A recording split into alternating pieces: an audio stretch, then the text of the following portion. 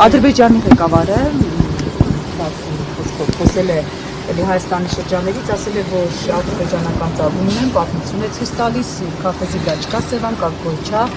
վարչապետ Փաշինյանը իր զրումակիցները պնդում են, որ օգոստոսի 8-ից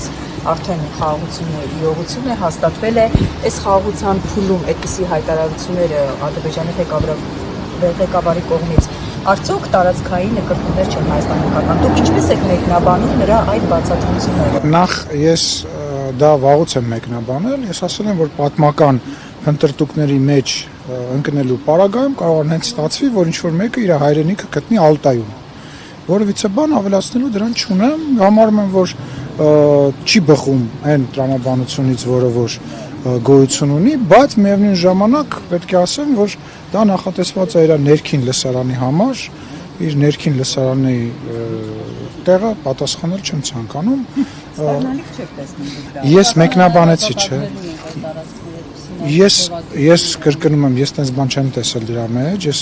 տեքստի մեջ ազատագրելու բան չեմ տեսել, ընդհակառակը տեսել եմ, որ ասում է մենք պետքա մեքենաներով վերադառնանք, խոսքը տանկերի մասին չի եւ այլ եւ այլ։ Ես չեմ հասկանում ինչ եք դուք դա ազատագրել։ Խաղաղարար, այսպես հայտարարություններ եք դա կանոն մեկնաբանում։ Ուզում եմ չէ, ես իրան չեմ ուզում մեկնաբանեմ այս առումով, որովհետեւ դա անշնորհակալ գործ է, որովհետեւ կրկնում եմ, դա ներքին լսարանի համար նախատեսված խոսույթ է, բայց միևնույն ժամանակ ասում եմ, մարդը դուք որ ասում եք, որ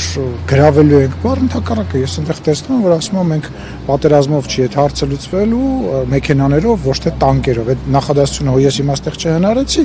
իր խոսքից ես եմ հիմա մեջ բերում։ Դա նորմալ է, այսքան որ կան Սևանը, իրենց ասելով որ Ինչ։ Սևան չի։ Այսինքն երբ որ մենք խոսում ենք Ղարաբաղի բնակիչների